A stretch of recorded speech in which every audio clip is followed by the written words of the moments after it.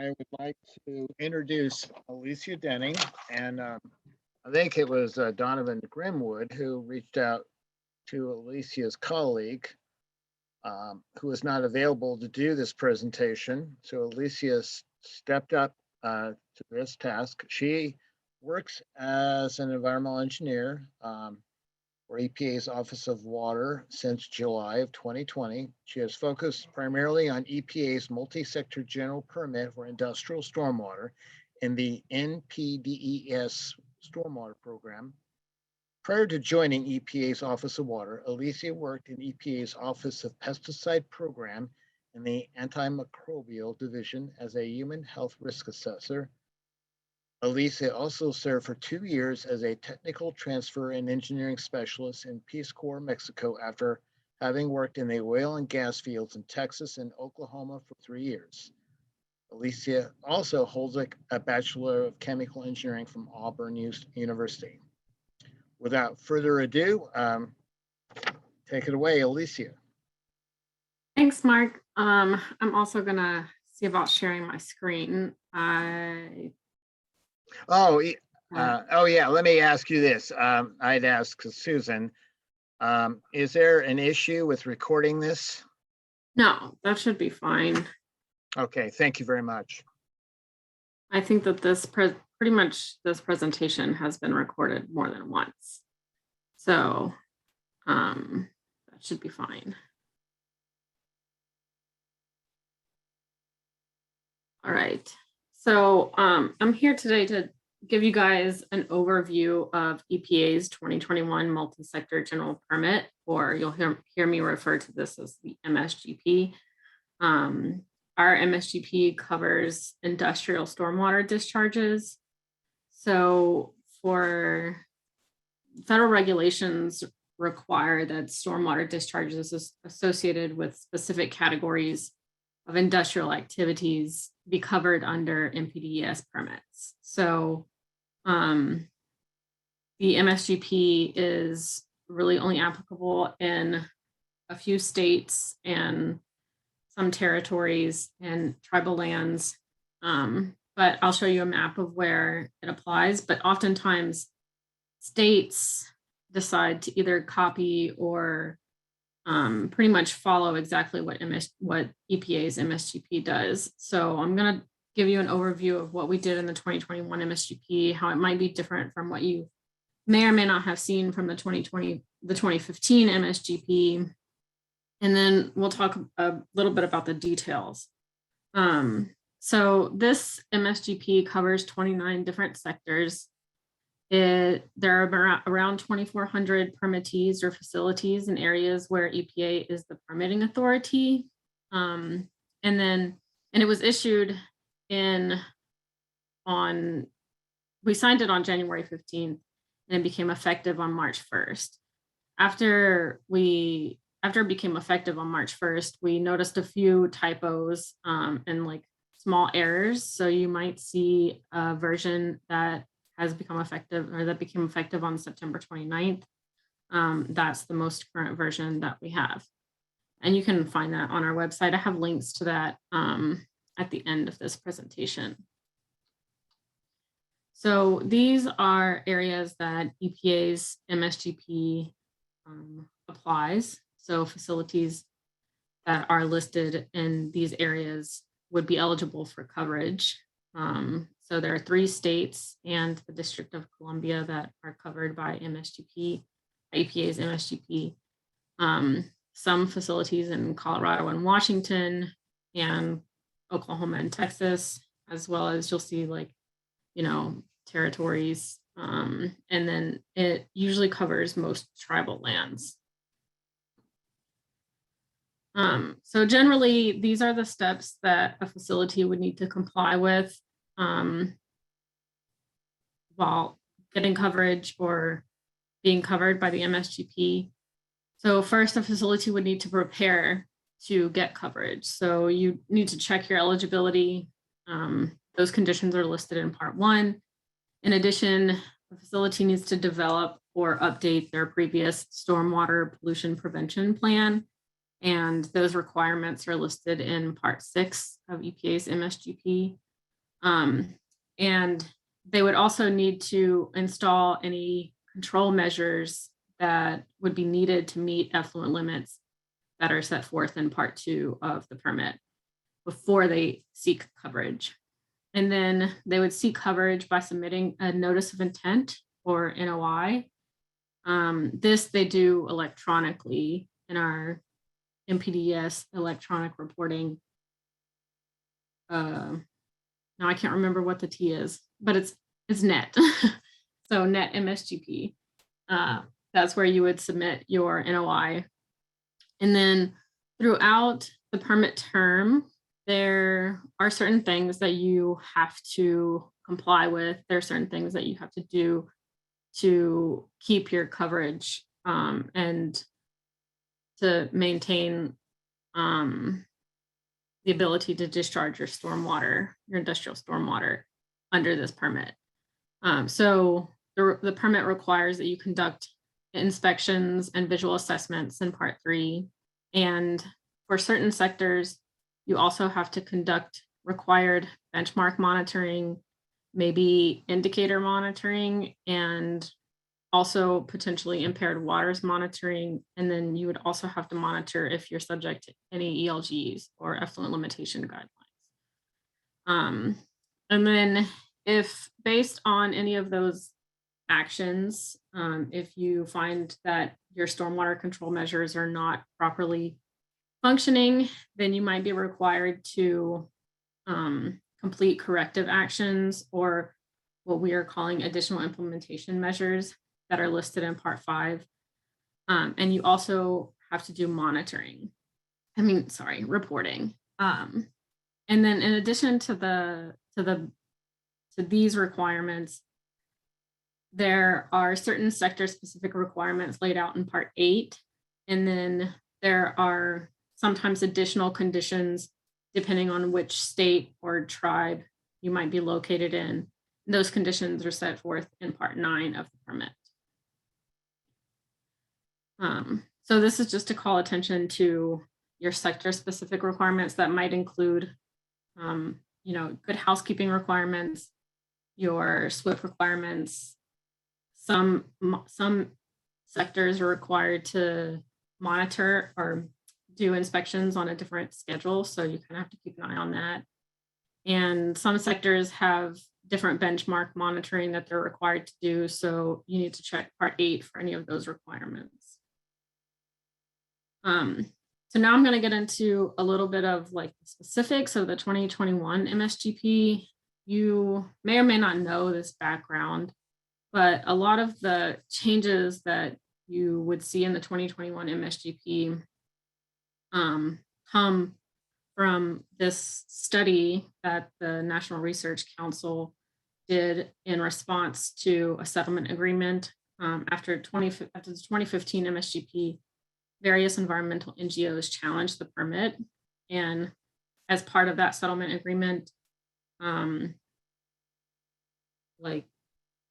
EPA had to ask the National Academies of Sciences to do this report for us. That if you're interested in this report, it's actually really interesting, but you can find it here at this link.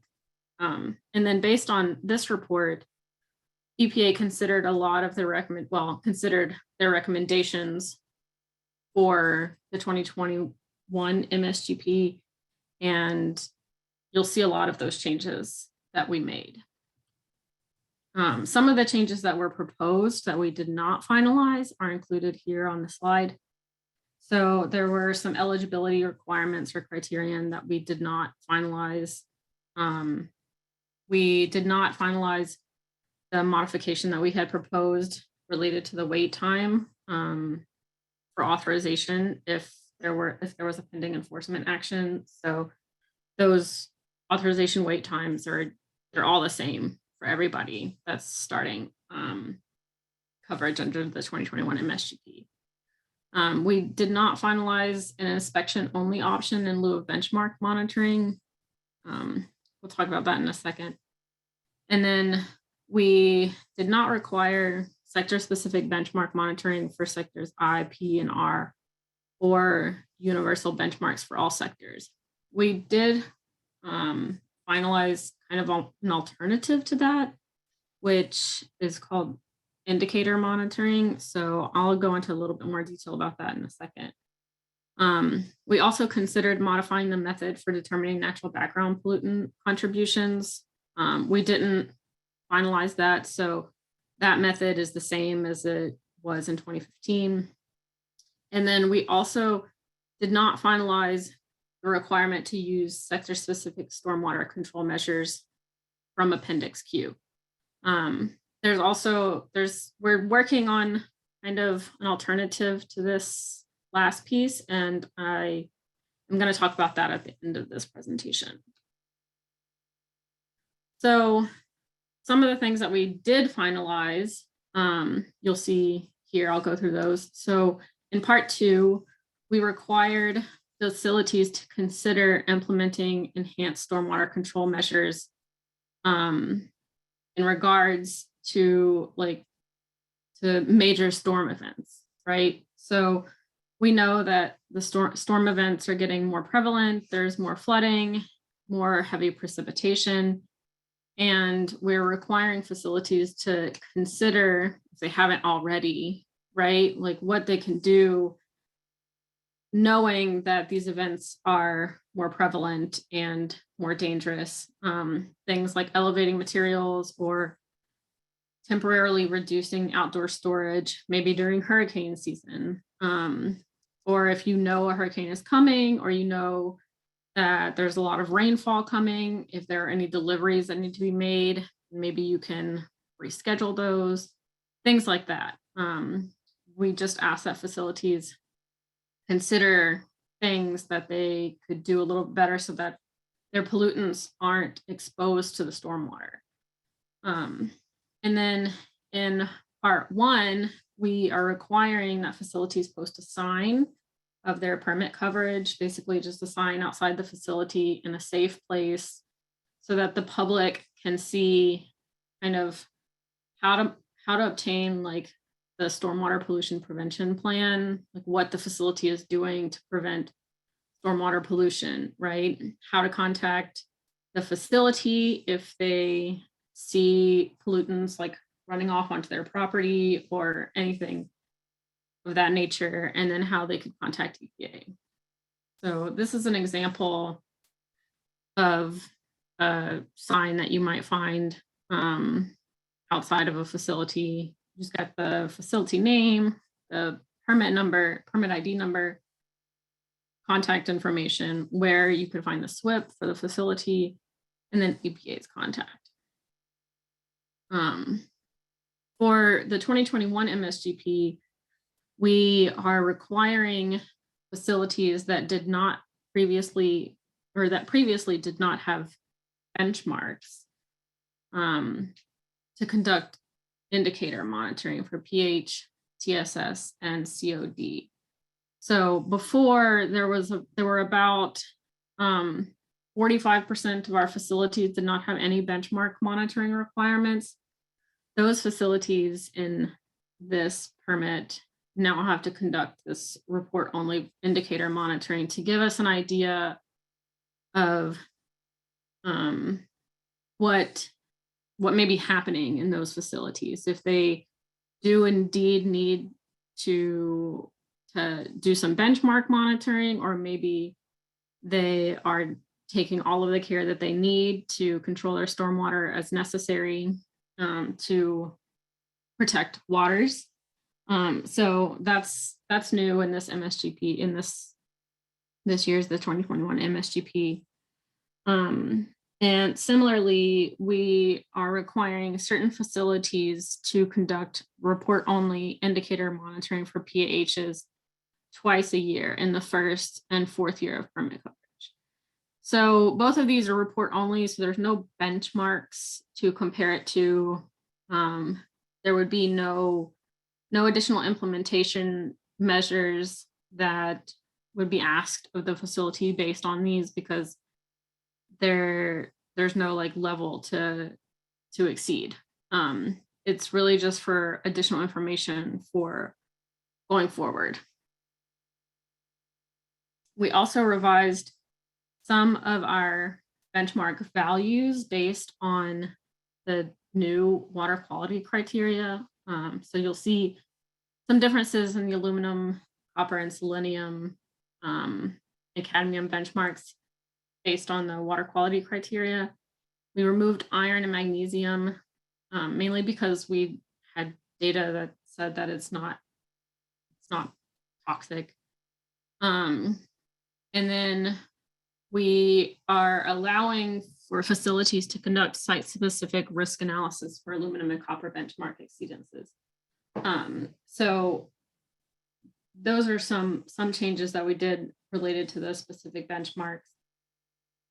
We also changed the schedule for benchmark monitoring. So previously, if you exceeded you would monitor for benchmarks. Benchmark monitoring was required quarterly for the first 4 quarters. And if your annual average was below the benchmark, then you could discontinue. But if it exceeded, then you just continued monitoring throughout until it was no longer exceeded. In this case, benchmark monitoring is required quarterly for the first 4 quarters and for year 4. But if an annual average is below the benchmark, like I said, if an annual average is below the benchmark, the facilities don't have to monitor until year 4. But if you exceed the benchmarks, then AIM is triggered, additional implementation measures that we'll talk about, and you would have to continue monitoring in years 2 and 3 or until you no longer have exceedances. We also changed kind of the structure of impaired waters monitoring. So facilities discharging to impaired waters without an established TMDL will have to monitor in the first year. They're going to monitor for all of the pollutants that are causing impairment in the water body that you're discharging into. And then if the pollutant is detected for any of those pollutants causing impairment, then you have to continue monitoring until it's no longer detected. And then you monitor again in the 4th year. If nothing is detected, no matter what, you have to monitor again in the 4th year. But in this case, you would only monitor for the pollutants that are causing impairment and associated with your industrial activity. If then after year 4, they're not detected, you can discontinue monitoring for the remainder of the permit. But if anything is detected, you essentially have to keep monitoring until it's no longer detected. And then in this permit term, we implemented what are called additional implementation measures. So previously, if a benchmark was exceeded, which means that the annual average of your quarterly results was greater than the benchmark, then the operators had to review their stormwater control measures, decide if any modifications were necessary, and then essentially just keep monitoring until there was no exceedance. In this permit, we have implemented incremental and increasingly stringent responses to benchmark exceedances. So I'm going to go to this next slide to explain this, because this is a little bit easier to explain. But all facilities start at baseline status. So in their first year of permit coverage, they will monitor for 4 quarters, and they'll monitor quarterly, let me say that. And based on the results of their quarterly monitoring, they will either not have to monitor anymore, or they will move into AIM level 1. So to move into AIM level 1, an AIM triggering event would have to happen, which means that either your 4 quarterly results averaged would exceed the benchmark, or fewer than 4 samples have been taken, but the sum of those is more than 4 times the benchmark, which means that the 4 quarterly results would be mathematically certain to exceed the benchmark. And in that case, if AIM is triggered, then the facility would be required to review their stormwater pollution prevention plans and stormwater control measures. If they decide that changes need to be made, then they would implement those actions, and they would continue monitoring for at least the next 4 quarters. So, and then in the 4 quarters of continued monitoring, a facility could potentially trigger AIM again, which would be the same conditions, right? So either your 4 quarterly samples result or averaged result in an exceedance of the benchmark, or less than 4 samples are summed together are more than 4 times the benchmark. In AIM level 2, the facility now has to implement pollution prevention or good housekeeping measures in response to their benchmark exceedances. And they also have to continue monitoring for at least the next 4 quarters, in which time they could trigger AIM again, and they would be in AIM level 3. The triggering events are the same for all 3 levels, but the responses are increasingly more stringent and more stringent. Like, they're just a little bit more of a commitment. So in AIM level 3, the facility would be required to install some sort of permanent control. So you're looking at usually infrastructural controls, and they would have to continue monitoring to show that what they have installed does decrease their pollutant levels. There are some exceptions that are listed in the permit in section 5.2. Here they're listed. You have natural background sources, run-on sources. If there's an abnormal event, then that could be considered an exception for AIM. And if you can prove that your discharges do not result in the exceedance of water quality standards, then you may not be subject to these additional implementation measures. And similarly, if you have a site-specific analysis for aluminum or copper that shows that you're not contributing to an exceedance of water quality standards for those 2 pollutants, then you might not be might not have to comply with these additional implementation measures. So we've gotten a lot of questions about AIM and how AIM is triggered. So this is just kind of a visual about of the idea that if you take 4 quarterly samples, and then those samples are averaged, and the average of those samples exceeds the benchmark threshold, then AIM would be triggered, and you would move from the AIM level that you're currently in to the one above. So if you're in baseline, then you would move to level 1. If you're in level 1, you would move to level 2, so on and so forth. These triggers don't change throughout the levels, so they're the same.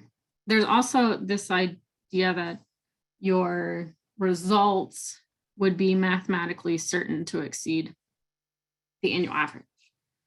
So if, for example, say the benchmark is 100, right? And your first sample is, let's see, 150.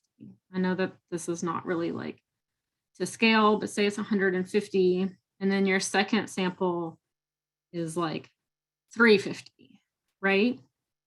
And so the total of those is 500. If I'm trying to do this math off the top of my head, the total of those is 500, and your benchmark threshold would be 100. So even if the next 2 quarterly samples for the rest of the year were 0, your annual average would still you would still exceed the benchmark. So at that point, you know that some action is necessary, and you know that your benchmark, you're going to exceed your benchmark. And so AIM is just designed to ask the facilities to take action immediately after they know that there's something happening, right?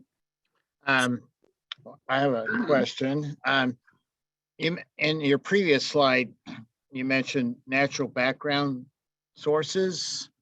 Does that mean that, if you make a claim that I have a high number, but part of it is due to a natural background source, how would you make that claim?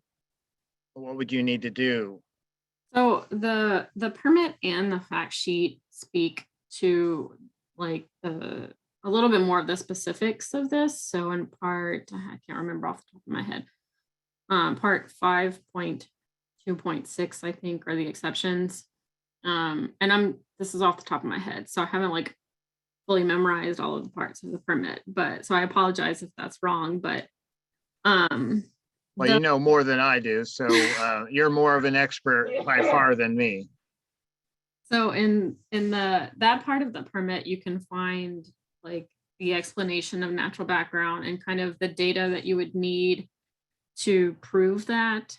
And then in the associated, the corresponding part of the fact sheet, there's a little bit more detail on what you might need to prove that. And it varies by facility, right? Because I mean, I say that it doesn't really, but like, some facilities are next to mountains that have a lot of copper in them, I guess. Or maybe there's like a river upstream that I can't really like, I couldn't really give you a great example, but the permit and the fact sheet kind of lay out the data that you would need. And then we ask facilities to consult with their regional office, because at the end of this, your regional office is the one that would be evaluating the data and whether or not like you can make this claim for an exception to AIM. And so they would be the office that would be deciding that, but the permit and the fact sheet lay out for the most part the documentation that you need. Well, actually, what comes to mind is suspended solids. So if you have a gravel parking lot, and then you got an industrial activity adjacent to that parking lot, and your point source is through the parking lot, it might be easy to pick up suspended solids. Yeah, so I mean I can't give you a decision on something like that. But I mean a parking lot isn't really a natural source of a pollutant. So and that would be kind of like, it would have to be something that already existed in the like in nature before, like outside of the facility. Like if the facility were not there, then if you can prove that the levels would be higher if the facility were not there, then that's kind of what we're going off of here. Oh, okay. So like arsenic and soil as an example. Yeah, Okay, thank you. sure. Should I stop here and ask if anybody else has any questions? We have, I guess, like 20 minutes. I have a few more examples to go through when it comes to this AIM stuff. I'm not sure if I have a question. Does the 2021 rule, does that change anything with respect to no exposure as far as qualification for? no, I don't think that we changed any of those like requirements. I think that the form is almost the same. Okay. And then also, I don't know if at least in Indiana, and I assume we adopt what the feds have, you have to have a point source So that's always a bit problematic. Did the 2021 changes, I guess, refine how to define a point source? Or is that still kind of a situational case-by-case evaluation? I think that it would be more of a situational case-by-case evaluation. It's like we still require like the facilities have to pinpoint kind of on a map where their discharge points are. So like an outfall, what used to be referred to as an outfall, we call them discharge points now. So like wherever the stormwater is leaving the facility would be considered a discharge point. And that would essentially be like, any conveyance of stormwater off of the site. I think in Appendix A that it might speak more to what you're asking about. Okay, thank you. Sorry, I can answer that better. That was great. Thank you. Does anyone else have questions?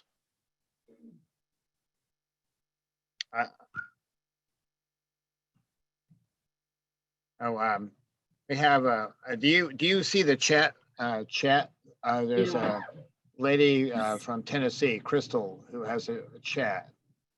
Yeah, Crystal's asking, she says, I'm curious if nutrients were considered in the addition of parameters to be monitored by facilities without existing benchmarks. Is it thought that industrial facilities don't contribute much nutrients to stormwater runoff?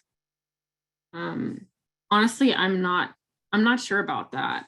I can look into that and get back to you. If you want to send me this question in an email or to the MSGP inbox, which I think I leave the MSGP inbox email address at the end of this presentation, I can try to find out an answer for you. I know that we don't include any sort of nutrients benchmark monitoring in this permit, but I'm not sure if it was considered before or if there was any discussion of it, and maybe like the indicator monitoring. I'm not sure. Sorry.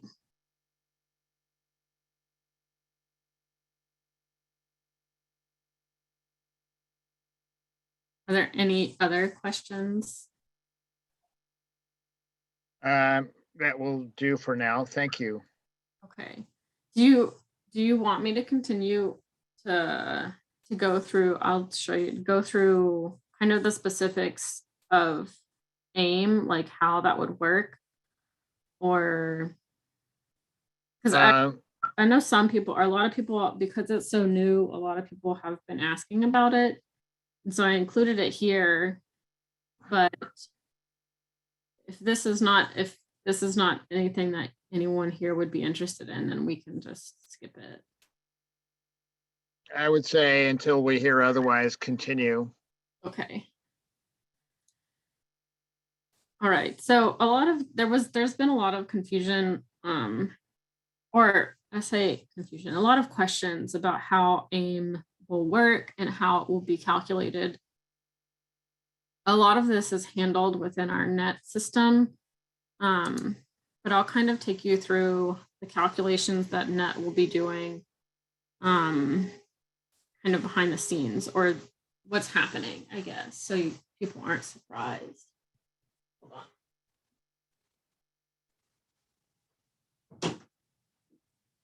on. So here, this is kind of a visual of what that, like, your baseline monitoring. So all facilities will be required to monitor in years 1 and in years 4.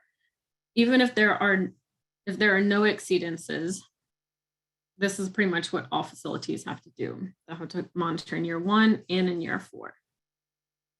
So if we're talking about AIM triggering events, an example that we've been using is like total suspended solids, which you just brought up. But so the benchmark for total suspended solids is 100 milligrams per liter. So it makes it easy to use as an example.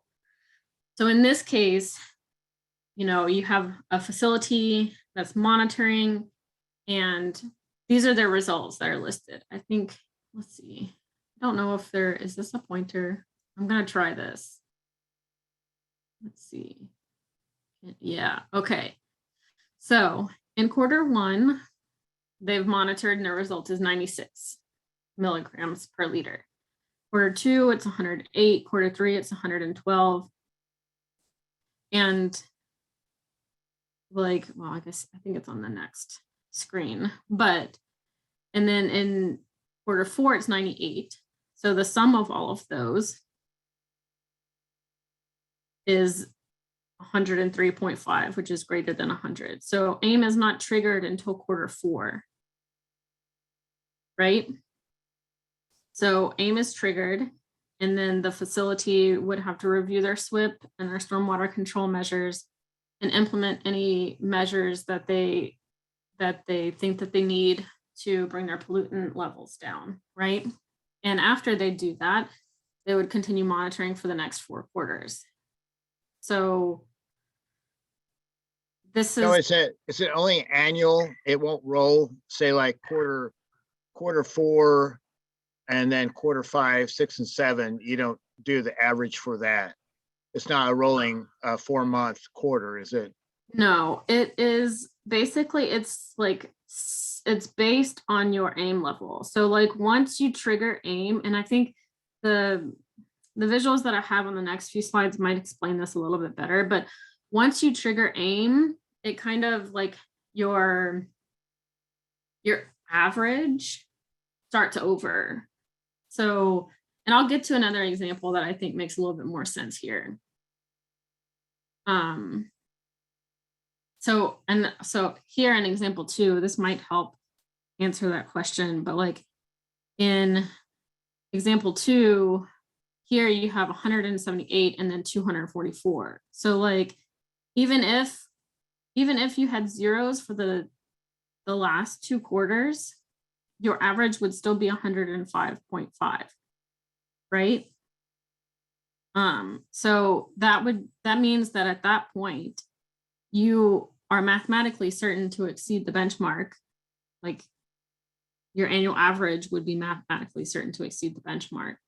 But at that point, you trigger AIM and you move into AIM level 1. So again, you have to review your SWIP, implement any measures that you think are necessary, and then you continue monitoring. So then here you start over, like your average starts over, and you would monitor for quarters 3, 4, 5, and 6. That would be your next like year, if you will. So these examples kind of, well, this one is just your baseline. So this is if everything goes well, right? And you monitor for your first year, and your annual average is below the benchmark. So you don't have to monitor for years 2 and 3. And then year 4, you monitor again. Your annual average is below the benchmark, and you don't have to monitor for year 5. So that's when everything is below the benchmark. For this one, AIM is triggered in Q4 of year 1. So you can kind of see here. So, and this is here, you've got, you've got your Q1 result. And these numbers down here are essentially like what the annual average would be if the following quarters were 0. If you're following me there. So this number is basically, it's 112 plus 0 plus 0 plus 0 divided by 4, right?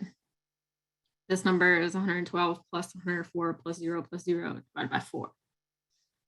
So this is kind of a calculation based on the idea that, your results could be mathematically certain to exceed the benchmark.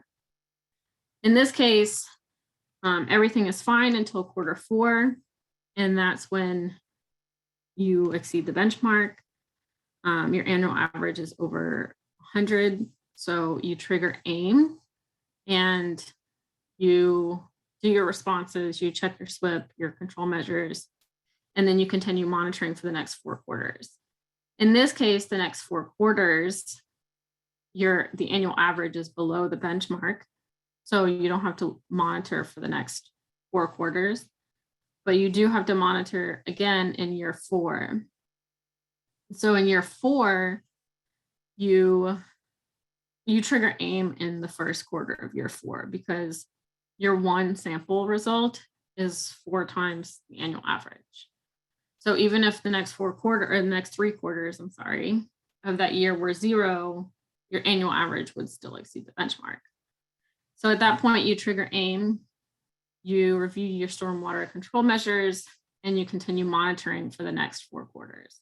So this is kind of an example where, like, here you see that your average kind of resets. So like as soon as you enter AIM level 1, that's your starting point for averaging your results.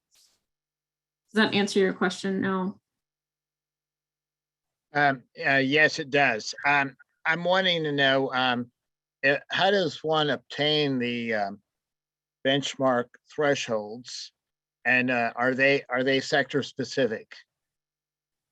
So the thresholds are in the permit in part 4 of the permit. They're also listed in part 8, which are sector specific. The thresholds are not typically sector specific. Now, whether or not a sector has to monitor for certain pollutants is sector specific. So, sector A might have to monitor for zinc, but sector B might not. I don't know if that's the case. I haven't memorized those yet either, but the level, like if sector G and sector A both have to monitor for zinc, then the level for zinc is the same for both of those sectors. So in the case of suspended solids, it's going to be 100 regardless of the industry type. Yes, unless the state specific conditions have adjusted for that. So there are some states that have written conditions in part 9 that specify, that say, like, our water quality standards are different, so we have a different benchmark threshold, and it's more protective than parts 1 through 7, like the EPA set benchmark. Thank you. Okay. All right.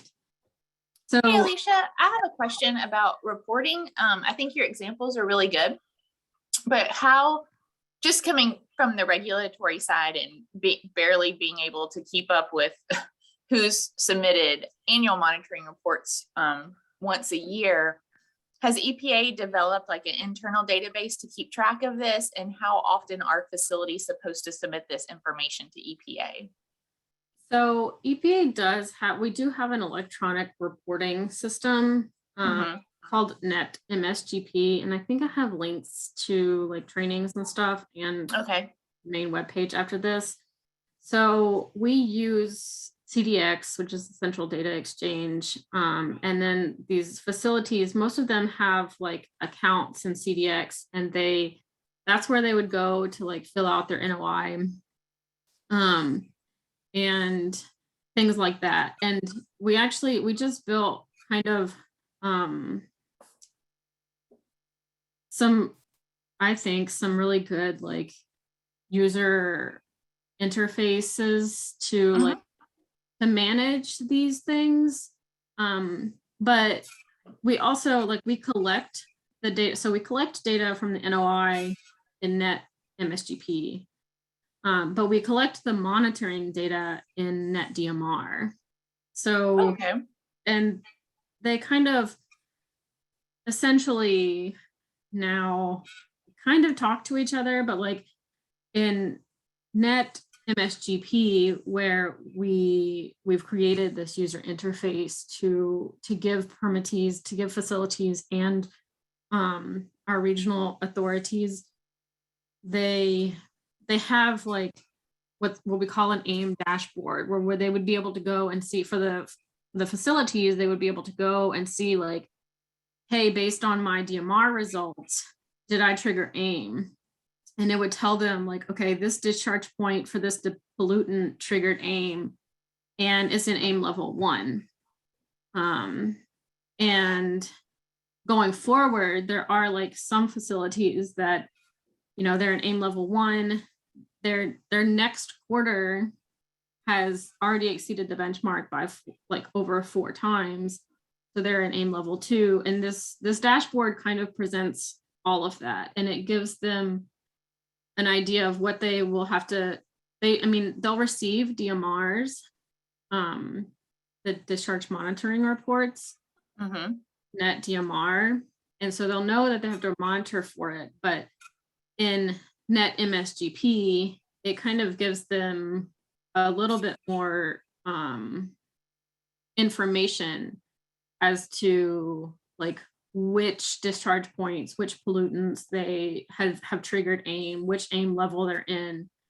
Net DMR doesn't really tell you what AIM level you're in, but net MSGP does.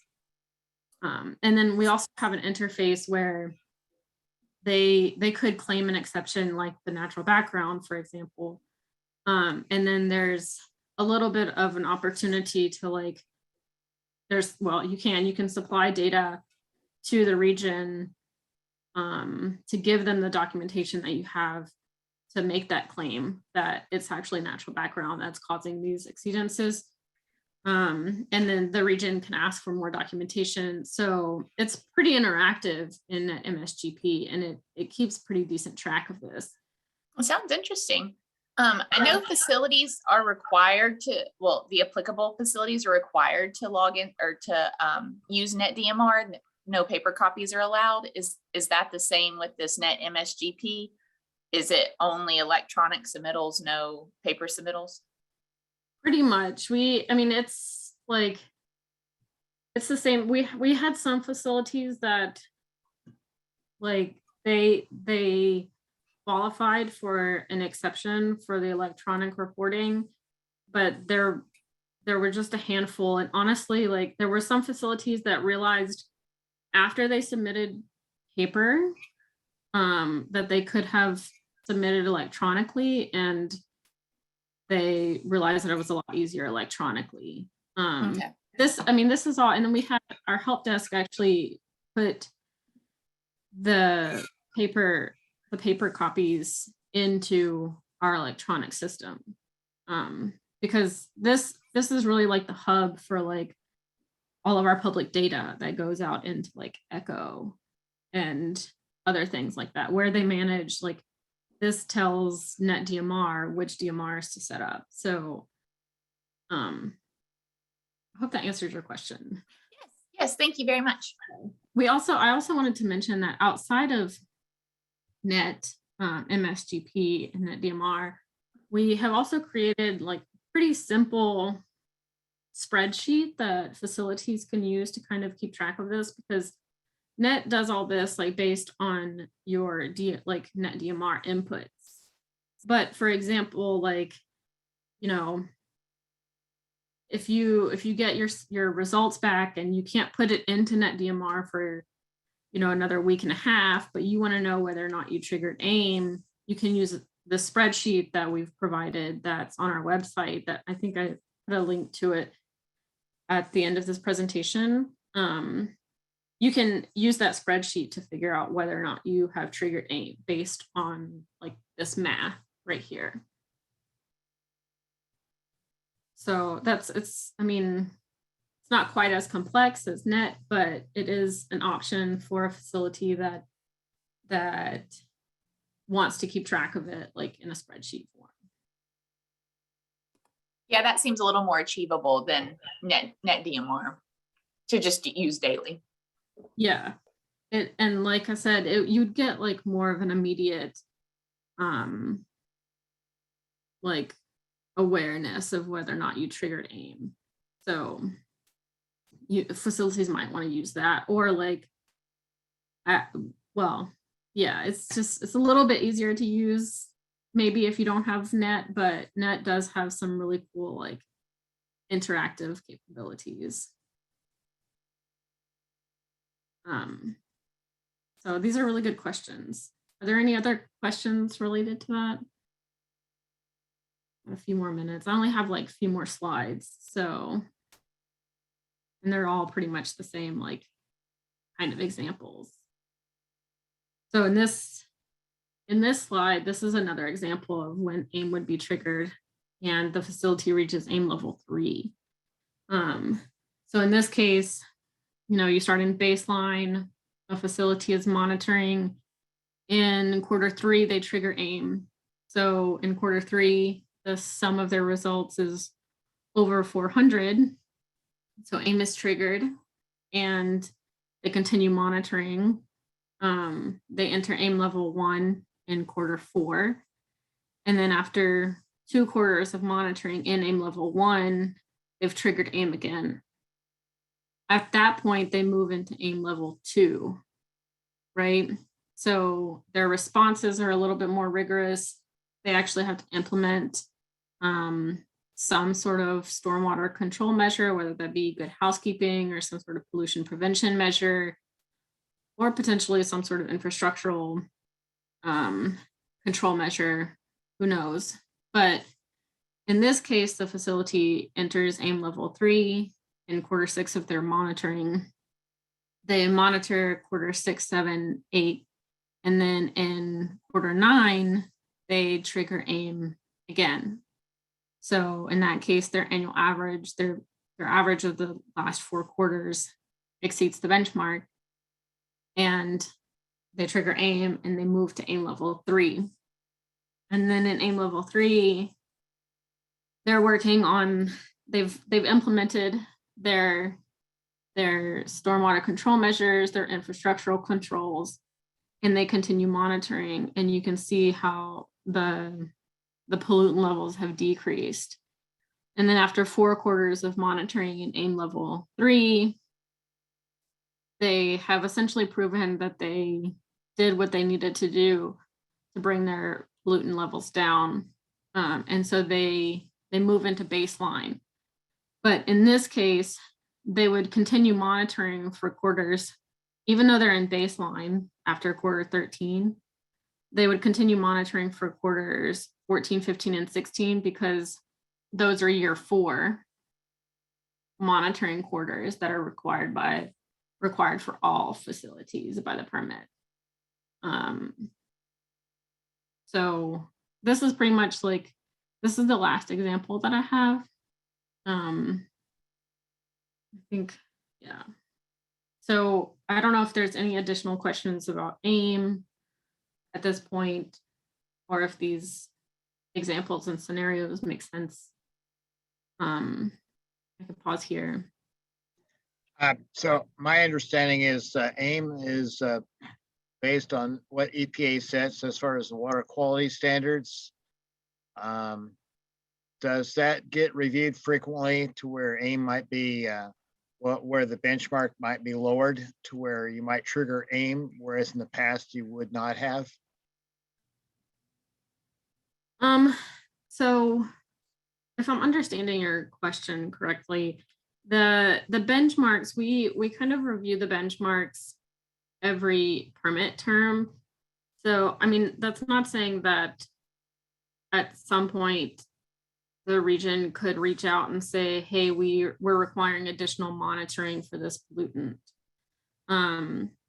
But generally speaking, the benchmarks are reviewed every permit term, so like every 5 years, and we would review them again for the next permit. In some cases, I guess that the benchmarks could decrease based on the most recent science and the water quality standards, or the water quality criteria that EPA has set. Usually that's what we try to follow, like what the water quality criteria states. So if that changes, then and we find that it's appropriate to adjust our benchmarks in the permit, then we would do so. Might that also change? And I'm not familiar with the water lingo, but exceptional waters, which may be your pristine waters, or what is it, cold water salmon tend to be more sensitive to pollutants. Yeah, so I think that I'm not like really familiar with those specifics. Those designations could change at the end of the permit term, or depending on what the state decides. In which case, if there's additional monitoring that needs to happen based on those designations, then the EPA region would reach out to you, or at least for the facilities that are covered by EPA's MSGP, then the region would reach out to those facilities and say, hey, this water has been designated as this. Sometimes it's like been listed on the 303D list, right? And it's impaired now. Sometimes it's the opposite. But like, if any additional monitoring is required of a facility, then EPA would reach out and say, hey, you need to monitor, if it's like in the middle of a permit term.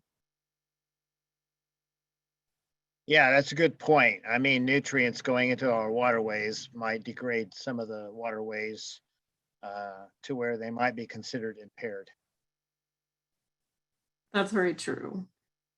I'm curious. I mean, in my opinion, well, however you want to see that, I usually try to, wherever possible, draw in entities that are regulated based on their SIC code into considering the no exposure. If they're not at that level, I usually suggest that they evaluate and maybe modify their facility, because if you can eliminate the pollutant going into waters of the US, then you don't have to worry about monitoring it.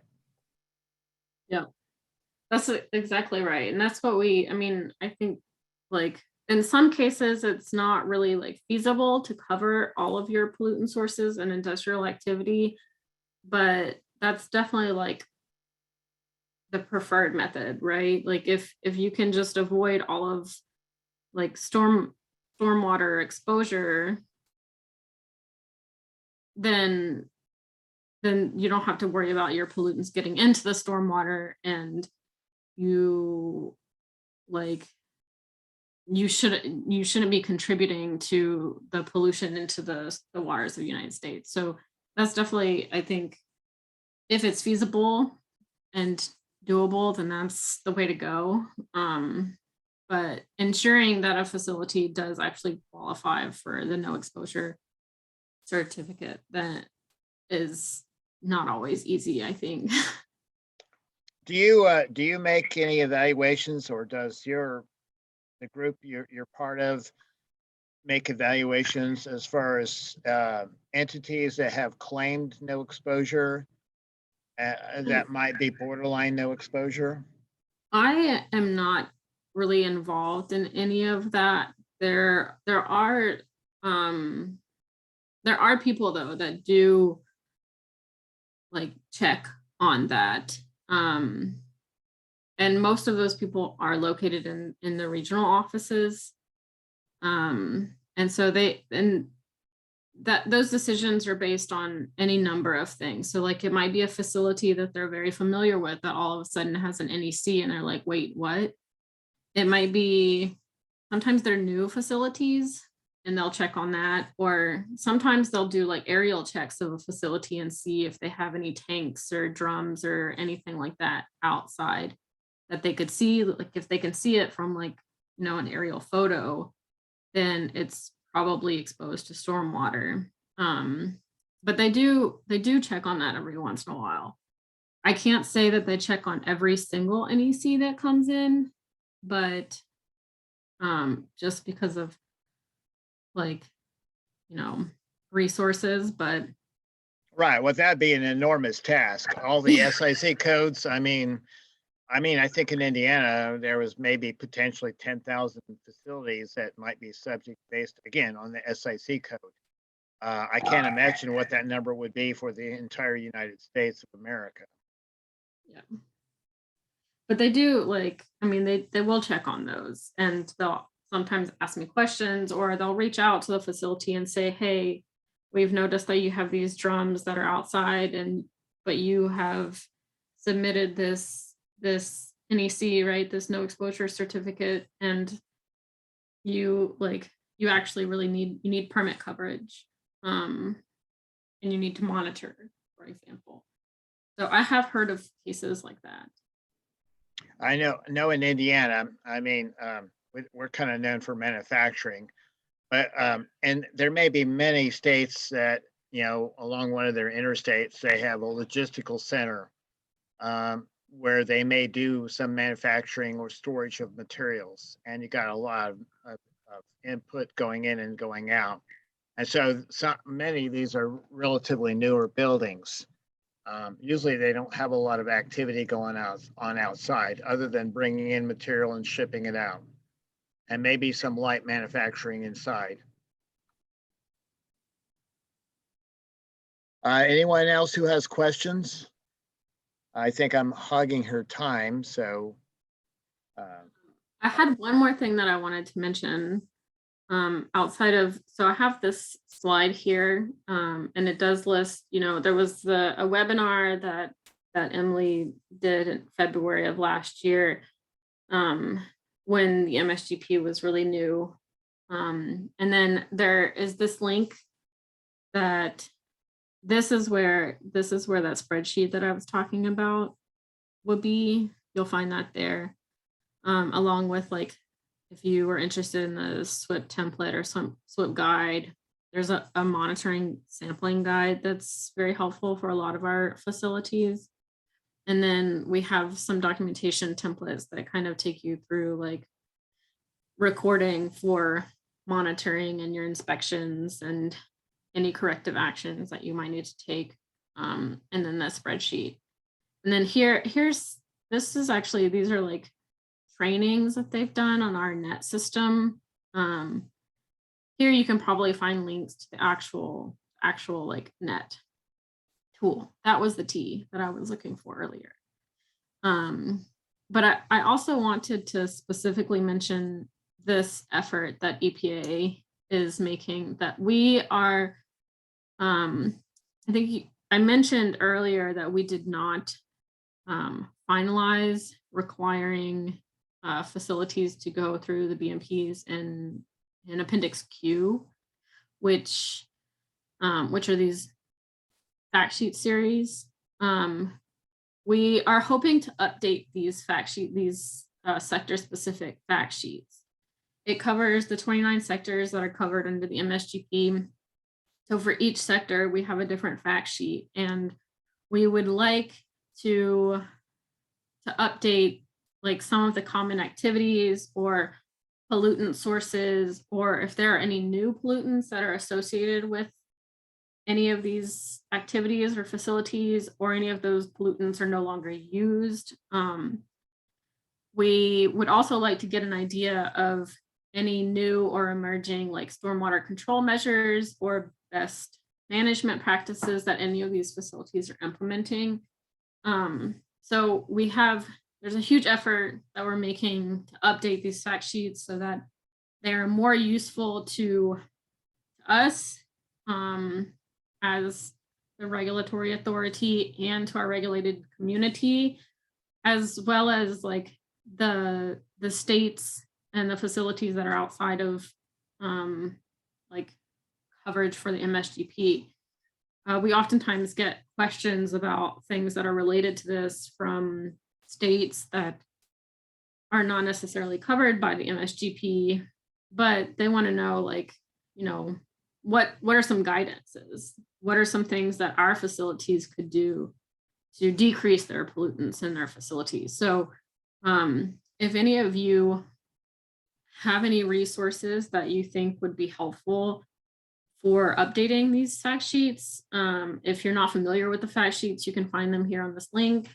But if you've got anything, if you've got comments or data or anything, I highly encourage you to click on this link and submit your public comments.